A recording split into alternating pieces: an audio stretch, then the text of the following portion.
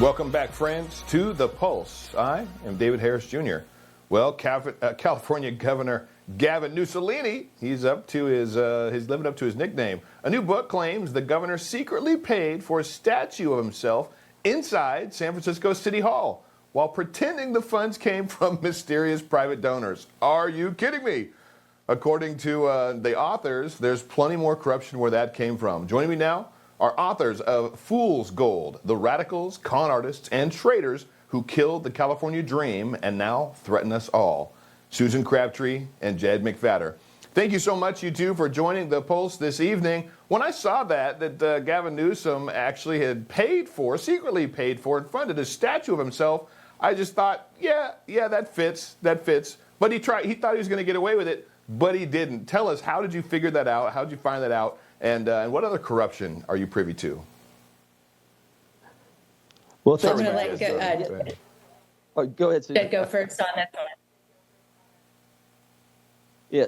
So the way we came across this finding was when we were looking through the behested payment database in California. Way in there, I noticed that a couple of companies that were owned by Gavin Newsom, that he had solicited behested payments from them to donate to a charity to help pay for his own bronze bust. Yeah, that's how it happened. Wow. That's the kind of sneaky, underhanded stuff. If he's doing it for a statue, it makes you wonder, what other kind of programs, what other ways is he getting kickbacks? What else is he doing? Susan, what other corruption can you tell us about that you've caught Gavin Newsom, I like to call him, because he acts like a dictator? What have you caught him doing? Well, I have to live in this state, and I have just witnessed so much gaslighting from Gavin Newsom since the get-go, since I moved here in 2017, even though I grew up here in the 80s and 90s. It was a much better place than, much better able to a middle class and upper middle class to get ahead.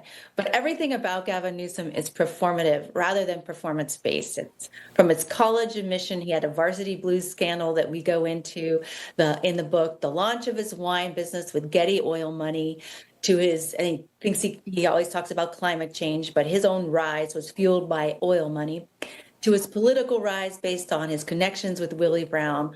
All were handed to him on a silver platter. So he doesn't know how to earn things. He doesn't know how to fix the state and do anything that's performance-based. That's why he thinks he can run for president via podcast while leaving a state in shambles. So we also, it's also why he has no problem taking money from PG&E, which is it's the utility in California that's caused the deadliest fire in California history. It's funded to campaigns, his ballot initiatives, and even his wife's gender justice films. Well, he turns around and he acts like he cares about wildfire victims. It's all a big farce. He's gaslighting, and he's one of the only people that can lie and then pass a lie detector test. I truly believe that. He is so slick. Wow. And he tries to get out of these things. And the media in the state is not holding his feet to the fire, so we thought we'd write this book. Well, it sounds like a book that should open up the eyes of a lot of people. I lived in California. I'm a California kid, born and raised. I was in Northern California in Redding when the car fire ripped through there, evacuated our house, our neighborhood. Most of the neighborhood actually burned down. So then to see the fires in Southern California just years later and find out the absolutely just neglect. President Trump was in office then, and he tried to say, rake your forest and, hold PG&E accountable. And Gavin didn't do any of that stuff.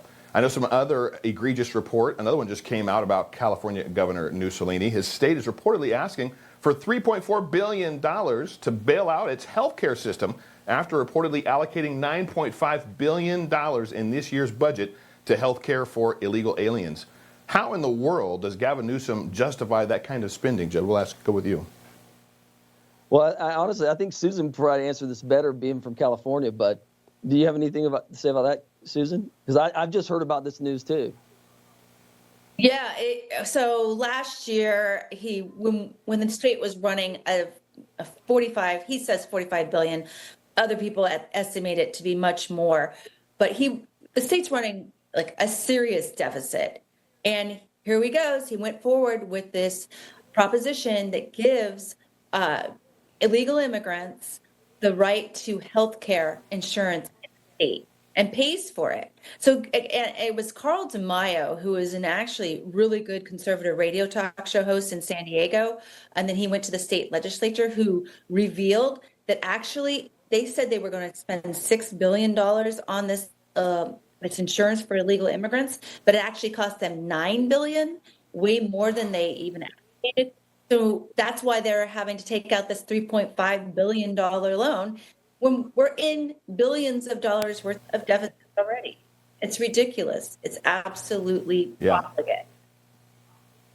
I remember in 2018 when he was elected, one of the first things he did was put a tax on citizens that didn't have health insurance and then give illegals free health care. It's par for the course for him.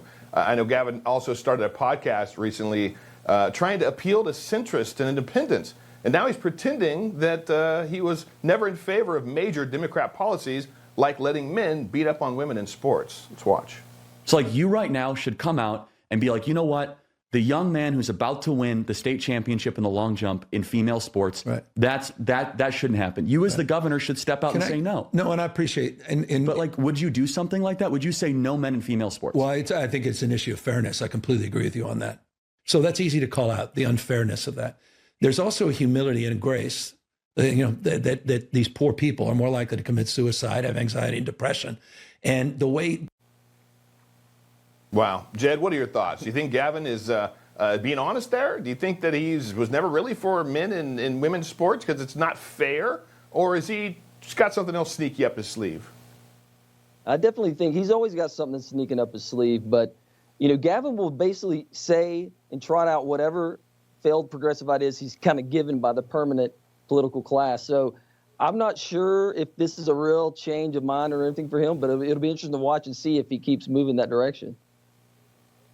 Yeah, I don't think it's real at all. Susan, your thoughts, final thoughts. Do you think Californians as a whole, it's obviously been Democrat state for a lot of years, a long time. Do you think Californians are ready for change enough that they may support one of the rising Republicans that are out there, or do you think they are still just going to maybe go with the D on the ballot box?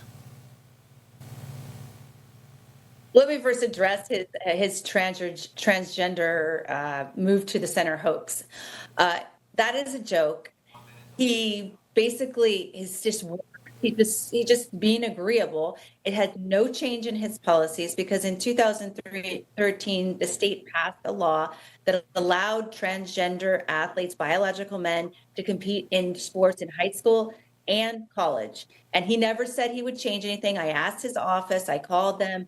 I said they pointed to his comments again in Charlie Kirk, highlighting in yellow the comments he made about the vulnerability of the trans people in general and how they're susceptible to suicide. But he never said he would change any policies. In fact, I did a story last week. I think that's about enough. How that's enough right there. I'm sorry, I'm running out of time. I got a heart out. That's enough to just show that Gavin Newsmax2, he's a liar. He's not honest at all. Susan Crabtree, Jed McFadder, thank you both so much. Appreciate you tonight.